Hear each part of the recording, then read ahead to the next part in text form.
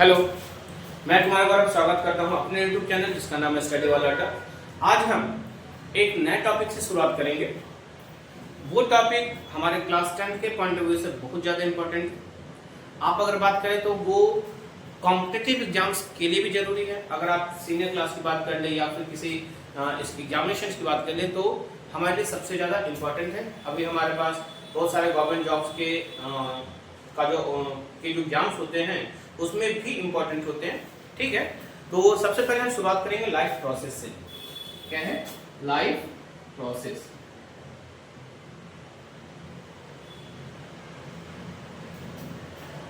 बोला जाता है कि वो सारे प्रोसेस जो एक लाइफ को चलाने के लिए, लाइफ को सस्टेन करने के लिए हमारे लिए इंपॉर्टेंट है, that process is known as life process. उस प्रोसेस में जो सबसे इंपॉर्टेंट प्रोसेस होता है वो होता है न्यूट्रिशन का। किसका होता है? न्यूट्रिशन का। इससे पहले, न्यूट्रिशन से पहले एक वर्ड आता है, एक टर्म आता है जिसको हम बोलते हैं न्यूट्रिएंट। क्या बोलेंगे? न्यूट्रिएंट। इस न्यूट्रिएंट को जब डिफाइन करते हैं तो कहते हैं sir it is the component of food, component of food required by the body. वो सारे फूड कंपोनेंट जो हमारे बॉडी के लिए रिक्वायर्ड होंगे वो कहलाता है, required by the body are called nutrient. क्या कहलाएगा? न्यूट्रिएंट। अब सोचिएगा, जिस प्रोसेस से न्यूट्रिएंट्स हमारे बॉडी में जाता है उस प्रोसेस को बोलेंगे न्यूट्रिशन। एक बात तो साफ है कि आपके पास जो कंपोनेंट ऑफ फूड है वो हमारे पास ढेर सारे होते हैं। पहला कार्बोहाइड्रेट, दूसरा protein, fats, vitamins, minerals, roughage. क्या होगा? रफेज। ये सारे कंपोनेंट ऑफ फूड होते हैं जो हमारे बॉडी के लिए जरूरत होती है। इन सब की किसी ना किसी अमाउंट में एक रिक्वायरमेंट होती है, और जब आप कहते हैं ना कभी कुछ आप ज्यादा खा ले तब भी हमारे लिए घाटा होता है, आपकी लाइफ में कुछ भी ज्यादा हो जाए तब भी घाटा हो जाए। मान लिया जाए कभी बहुत सालों से भोज खाने का मौका नहीं मिला, शादी में जाने का मौका नहीं मिला और मुश्किल से एक दो मिला, तो हम क्या होते हैं, सब झपट्टा मारते हैं। शादी में हमको अच्छा अच्छा खाना मिल गया, एक बार में खा के चले जाते हैं, मम्मी अब चला नहीं जाएगा। ठीक, वो होता है एक्स्ट्रा खा के आते हैं। सिर्फ इसलिए कि नहीं, बहुत दिन बाद एक टेस्ट चाहिए हमको। जब आपको अच्छा वाला टेस्ट खाना, अच्छा टेस्ट का खाना मिल जाता है तो आप ज्यादा खा लेते हैं। जब आपको थोड़ा सा डल मिलता है तो आप कहते हैं नहीं ठीक है, थोड़ा सा हम एक दो रोटी कम खाएंगे, एक दो सब्जी कम खाएंगे तो ठीक है। लेकिन आपको कहते हैं कि हमारे बॉडी की एक रिक्वायरमेंट है। हमारे बॉडी की रिक्वायरमेंट का मतलब ये हुआ कि हर चीज की एक प्रॉपर रिक्वायरमेंट होती है, प्रॉपर अमाउंट में रिक्वायरमेंट होती है। उस प्रॉपर अमाउंट को हम बोलते हैं बैलेंस डाइट। मतलब आप अगर बोले तो इन सारे कंपोनेंट ऑफ फूड की रिक्वायरमेंट हमारे बॉडी को होती है और एक प्रॉपर अमाउंट में होता है ताकि हमारे बॉडी का ग्रोथ हो सके। ऐसे प्रॉपर अमाउंट को बोलते हैं बैलेंस डाइट। आप कभी ज्यादा नहीं खा सकते, कभी कम नहीं खा सकते। कम खा लेंगे प्रॉपर बॉडी का ग्रोथ नहीं होगा, ज्यादा खा लेंगे कुछ ना कुछ आपके बॉडी को हार्म हो जाएगा। उस चीज से बचने के लिए हमको चाहिए क्या? Balance diet. आप जिम जाते हैं, जिम अब हमारे पास एक ट्रेंड चल गया है, बॉडी फैट हो गई, जिम चले जाओ बॉडी सही हो जाएगी। ठीक है भाई, आप नॉर्मल एक्सरसाइज कीजिए, सही है। लेकिन क्या है कि आप जब जिम जाते हैं तो वहां पे भी आपका एक डाइट प्लान बना के देता है, यानी ये खाना है, सुबह ये खाएंगे, दोपहर ये खाएंगे, इतना ही खाएंगे। वो आपको एक प्रॉपर बैलेंस डाइट बना के देता है ताकि आप जो खाएं आपकी बॉडी के अंदर उतना ग्रोथ हो पाए, ज्यादा फैट का एक्यूमुलेशन ना हो जाए, ज्यादा कार्बोहाइड्रेट ना बन जाए, जिससे हमारे बॉडी में कहीं फैटी बॉडी, मोटा या फिर कहते हैं ना नॉर्मल भाषा में तोंद निकल जाना, वो ना हो पाए। ठीक है, आइए अब सोचने वाली बात है कि न्यूट्रिएंट जिस प्रोसेस से जाएगा बॉडी के अंदर, that process is known as nutrition.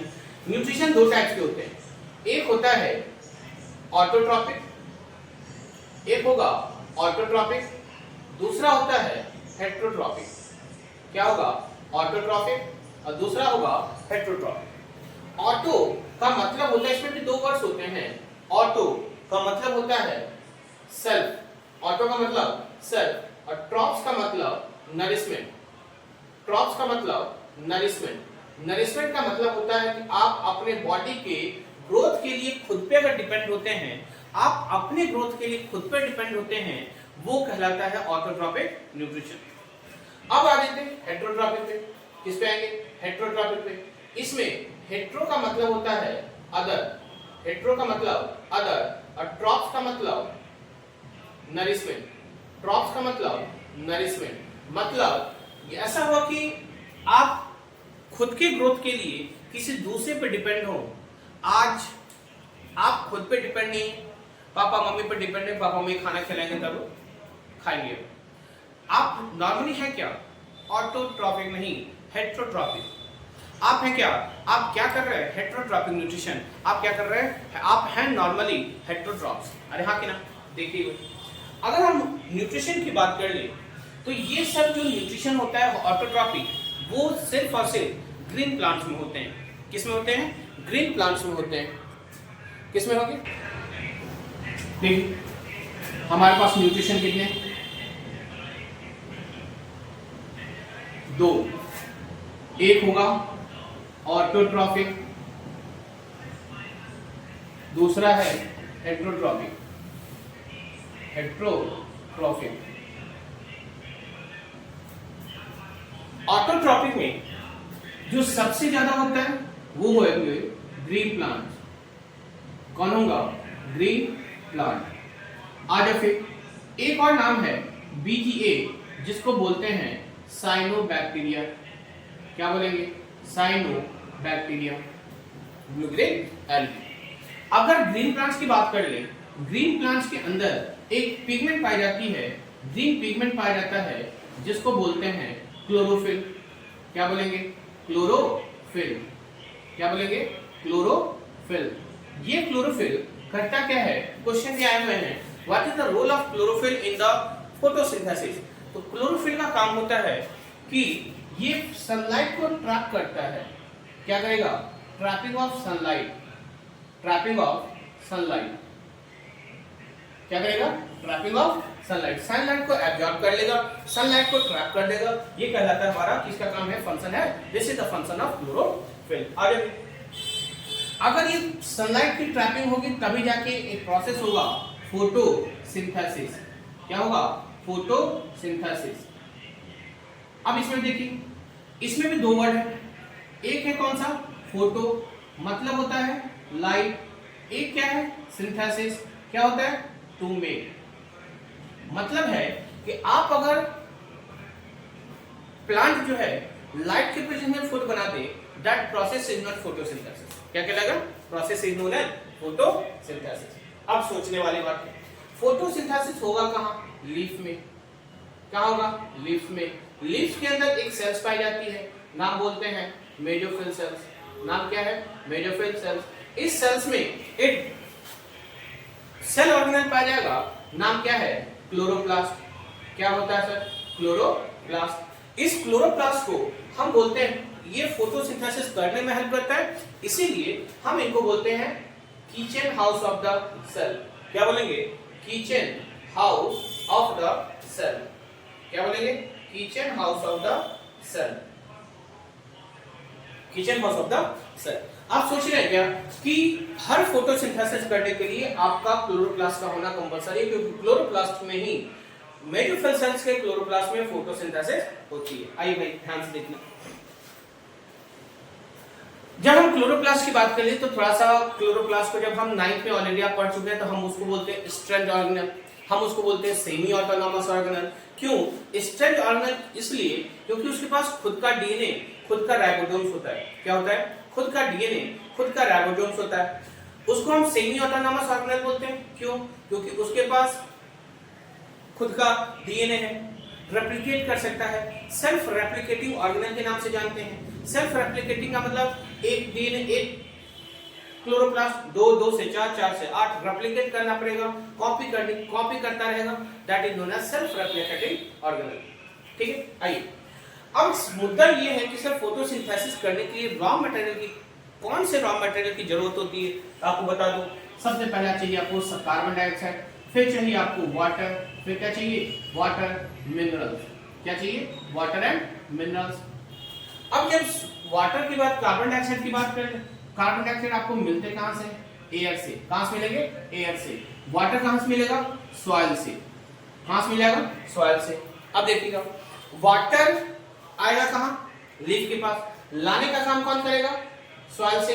Xylem कौन लाएगा? जाइलम। इस जाइलम को हम कंडक्टिंग टिश्यू किस नाम से जानते हैं? Conducting tissue. किस नाम से जानेंगे? कंडक्टिंग टिश्यू या फिर वैस्कुलर बंडल। किस नाम से? Vascular bundle. किस नाम से जानेंगे? Vascular bundle. तो आप सोच रहे हैं ये सब कहां पढ़ चुके हैं आप लोग? 9th क्लास में। ये छोटी छोटी बेसिक जो बात है जो हमसे छूट जाती है, हम नहीं पढ़ पाते और इसी से सीबीएसई हमारा क्वेश्चन घुमा के दे देता है। आप सोचिएगा CO2 आएगा, CO2 लीफ के अंदर जाएगी। लीफ के अंदर जाने के लिए लीफ के ऊपर, लीफ के सरफेस पे एक टीनी पोर्स प्रेजेंट होता है। उस टीनी पोर्स को हम बोलते हैं स्टोमेटा। अरे क्या बोलेंगे? स्टोमेटा। ठीक है, टीनी पोर्स को हम क्या बोलेंगे? स्टोमेटा।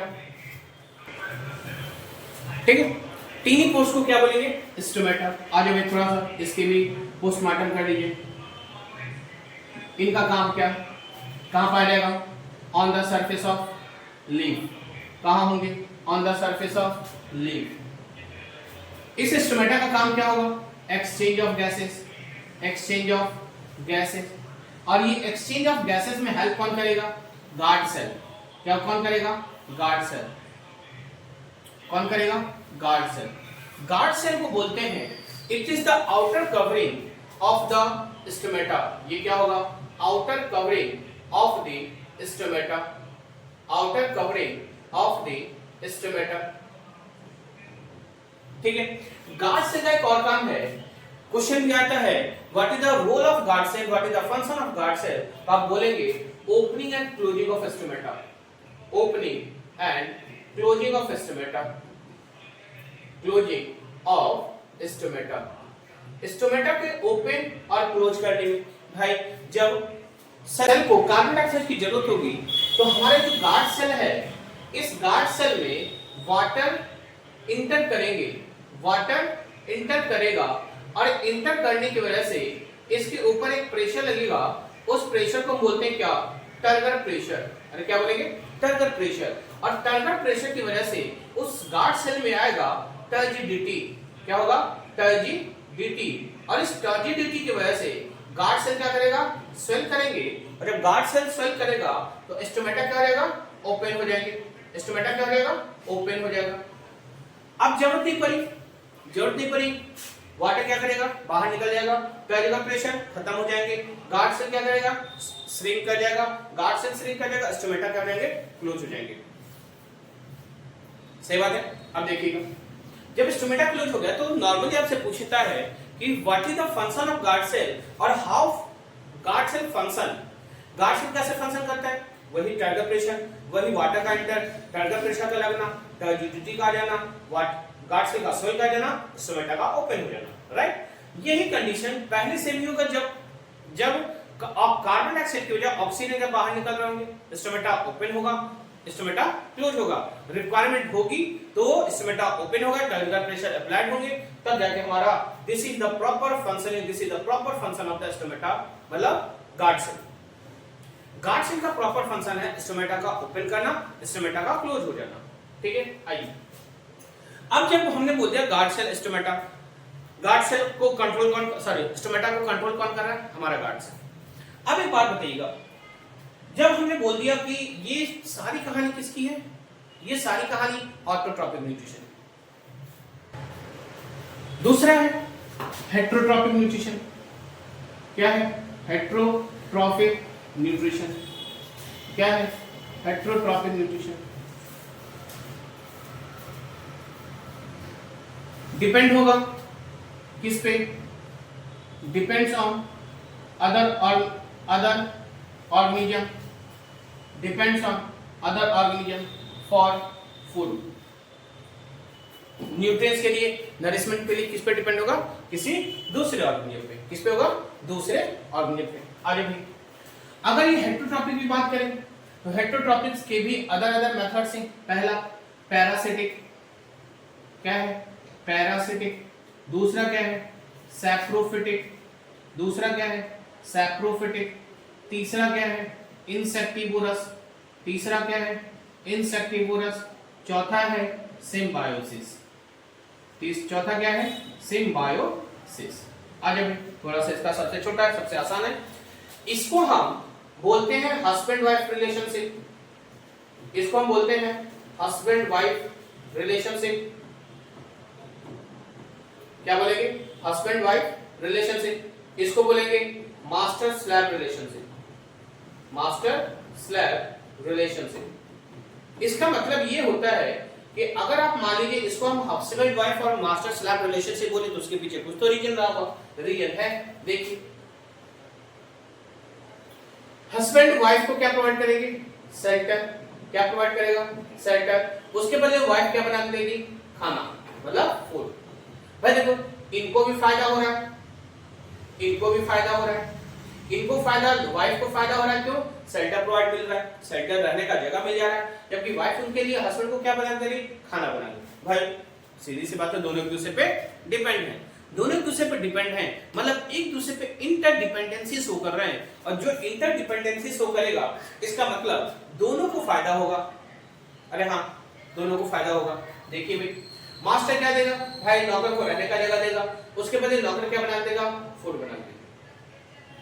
ये शेल्टर और ये फूड। अब नॉर्मल सी बात है, नॉर्मल सी बात क्या है भाई?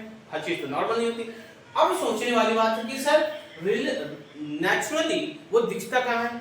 एक रिलेशन आती है जिसको हम बोलते हैं लाइकेन।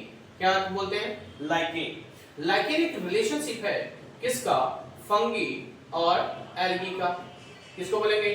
फंगी और एल्गी का।